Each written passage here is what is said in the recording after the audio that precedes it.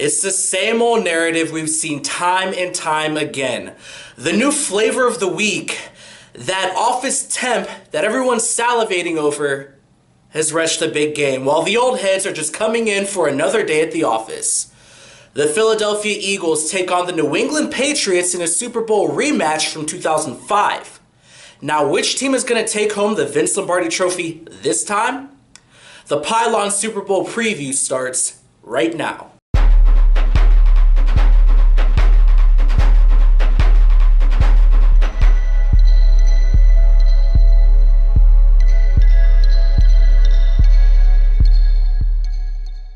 The top two teams in the NFL are rightfully squaring off for the big dance.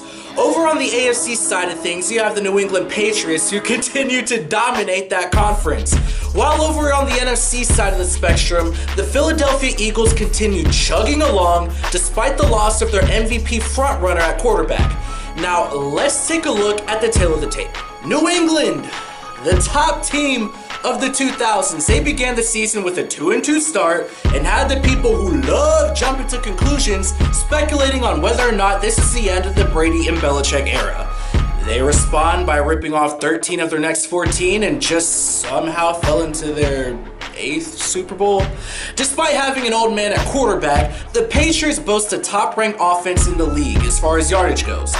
The 40-year-old quarterback is an MVP frontrunner who led the league in passing yards and is likely the de facto MVP due to Carson Wentz's injury. Over on the defensive side of the ball, after a historically bad start to the season, this New England unit has rounded into form. While the unit overall ranks 29th in yardage, I could care less about that because this is still a unit that is top 5 in points allowed, and that's what really matters. So all in all, as a society, we love to move on to the hot new thing, out with the old, in with the new. But no, this New England team will still make you look foolish and dominate you on any given Sunday, and we know that. Over on the Philadelphia side of the spectrum, this team also finished with a 13-3 record. They've ran through their competition, and admittedly, I was wrong in doubting them towards the end of the season. They lost the rightful MVP Carson Wentz, and I thought the wheels were going to fall off after that injury. However, this team proved they have depth and they aren't living by a Wentz or die mantra. It's for real, they're legit, and they made me a believer after they trounced what I previously thought was a way better Minnesota team. Now on to the numbers that I love so much. The Eagles are a lot more identical to the Patriots than I thought. Just like the Patriots, they are scoring 28.6 points per game. Over on the defensive side, I showed you the Patriots are giving up 18.5 points per game. Well, this Eagles defense is giving up 18.4. I know everyone is pretty much leaning towards the Patriots in a landslide, but these teams are more evenly matched than one might think. And then you look at what Tom Brady and pretty much every quarterback in the NFL struggles with: a strong 4-man rush. And this Eagles defensive line goes about 6-7 deep. If the Eagles are gonna win this game, if they have any chance of winning, it's gonna be along that defensive line. Jim Schwartz needs to squeeze every single last ounce of talent out of that unit and get to Tom Brady, because we know Nick Foles ain't gonna outperform Tom Brady when all said and done.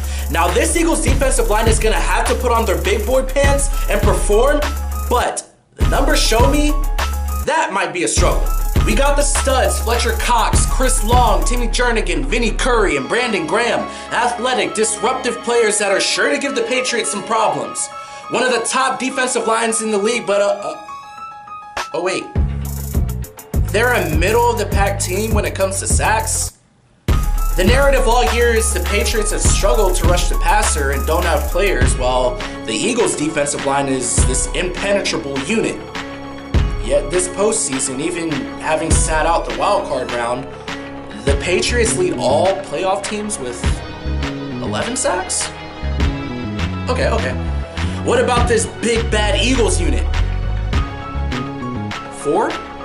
The Eagles' top unit is supposed to be that defensive line, but as the numbers show, that unit isn't as ferocious as previously thought. So as Ray Lewis said, if you can't get to the head, which is Tom Brady, what chance do you stand against the Patriots? As far as production goes, this offense has been up and down since Nick Foles has been inserted into the starting lineup instead of the consistent force it was with Carson Wentz. This Eagles team has proven it can win ugly in his absence but they haven't gotten a dose of Tom Brady and Bill Belichick. This Super Bowl, as a matter of fact, this season or playoff run for the Patriots hasn't been about dominance. This is the flimsiest Patriots operation I've ever seen since I started watching football, and I wanted to pick against them at every juncture that I could, but this season hasn't been about dominance. It's been about the mystique, the greatness, and witnessing something we've never witnessed or seen on the football gridiron in the NFL. Even at their weakest, the Patriots, Brady and Belichick are still a step ahead of everyone else. We see LeBron James desperately trying to chase the ghost of Michael Jordan, but we know it's to no avail. This year's Patriots squad is about Brady and Belichick establishing themselves as the undisputed GOATs of NFL football. The Patriots are taking home their 6th ring.